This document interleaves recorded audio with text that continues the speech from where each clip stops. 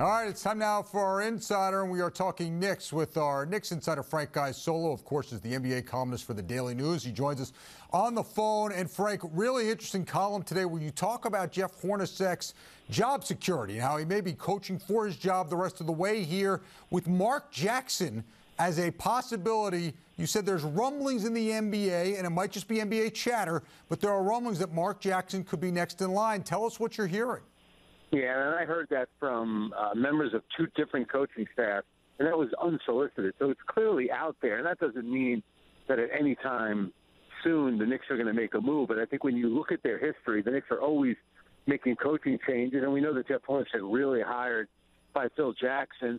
But the one thing Jeff has going for him, the Knicks did set the bar pretty low this season. They said it was going to be a rebuilding year. You know, you look at that roster, it really doesn't match up with a lot of rosters in the NBA, and they're still not out of it yet. Last night was a very disappointing loss for them. They're much better than Memphis. They need to be better.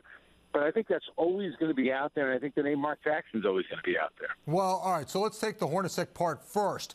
Is he under a mandate to make the playoffs, even quietly, or is it not just still sticking with he needs to make progress here, and then he'll be back next year? I think it's more about progress, but I think any time, especially for an organization like the Knicks, when you're looking to establish a winning culture, to me it's about getting into the playoffs. I know people go nuts about lottery picks, but, you know, Donovan Mitchell, who they're going to see tomorrow night, was not a top-5 pick. Kyle Kuzma of the Lakers was the 27th pick. So you could find players in the draft. This idea that you got to tank your season away to get the number one pick, and teams keep doing it all the time. So I think Jeff Hornacek and the Knicks are approaching it the right way. Try to make the playoffs. I think they were hoping they'd be, especially with the way that they started, I think they felt like they would be a little bit better at this point. I think losing those games that they've already lost 3 times to Chicago this year. That's a bit of a setback. Last night's game was a bit of a setback. But from all indications you get from the Knicks, they want to make the playoffs this year, which I think is the right way to approach it. The best way to develop a team and rebuild, trying to make the playoffs.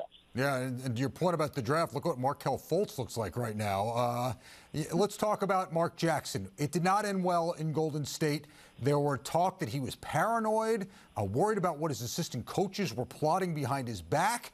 And it does not look great that, once he left and Steve Kerr went in there, the winning truly started in earnest.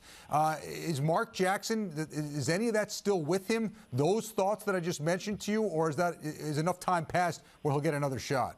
Well, I think some NBA teams would look at some of the things that you mentioned. I think other teams will look at it. If you look at what Mark did, he went from having a team that was in the mid-20s and went all the way up to 47 wins. That's much harder to do than what the Warriors were able to do after Mark left in terms of, going from 40 wins into 50 and on and on and on.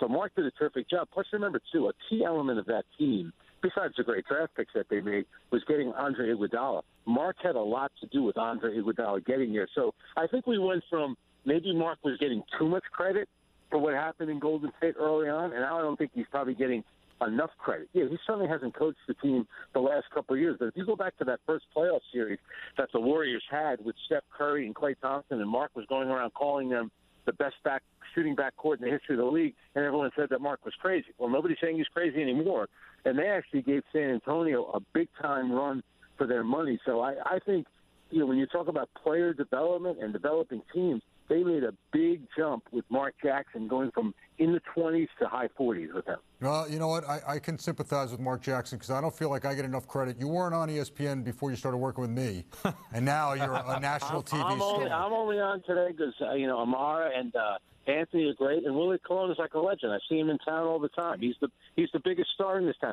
bigger than Stephen Colbert, they say. That's why I figured today was the day to take a shot on you, I like Frank. that. Frank, thanks so much. We appreciate it.